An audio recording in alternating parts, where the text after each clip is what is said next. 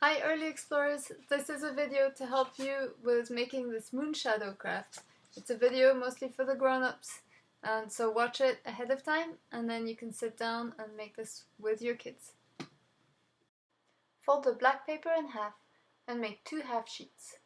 Trace a circle on the top of each one. Now cut out the first black circle. Also trace 2 strips, one wide one and one thin one, and cut those out. Now hollow out the second circle.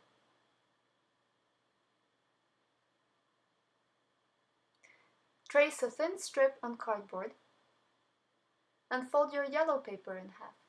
Just keep one half. Glue the black sheet on top